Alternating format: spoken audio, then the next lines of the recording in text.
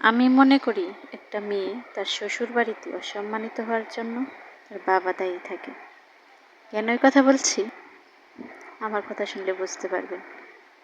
মেয়েরা তার বাবার কলিজা হতে পারে, তার বাবার রাজকন্যা হতে পারে, কিন্তু তার বাবা তার নানার রাজকন্যাটিকে কি ভালো রেখেছে, সম্মানে রেখেছে? সে তার নিজের স্ত্রীকে সম্মান দিতে পারেনি, সবসময় খোঁটা দিয়েছে, সবসময় গালিগালাজ করেছে, মনে কষ্ট দিয়েছে। সে কি করে আশা করতে পারে তার মেয়ে কি অন্য কারো কাছে দিলে তার মেয়ের স্বামী তাকে যত্নে রাখবে? সে যদি তার নিজের স্ত্রীকে যত্নে রাখতো, আমার মাকে যত্নে রাখতো, আমার নানা ভাইয়ের মেয়েটাকে যত্নে রাখতো, তাহলে হয়তো তার মেয়েটা শ্বশুরবাড়িতে সম্মান পেত।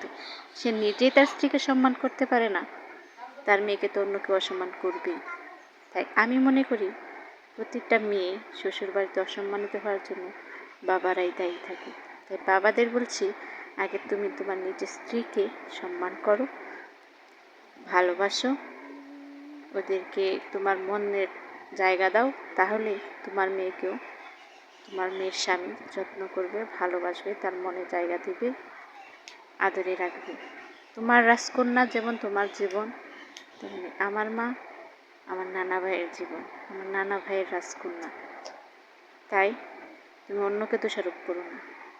আমার দুর্ভাগ্যের জন্য, প্রতিটি মেয়ের দুর্ভাগ্যের জন্য, প্রতিটি মেয়ের অসম্মানের জন্য আসলেই বাবারা দায়ী। আমার ভিডিওটি যদি আপনাদের কাছে ভালো লেগে থাকে তাহলে লাইক, কমেন্ট, শেয়ার করে পাশে থাকবেন আর কমেন্টে জানিয়ে যাবেন। আর দেখা হচ্ছে পরবর্তী ভিডিওতে। সে পর্যন্ত সবাই ভালো থাকবেন।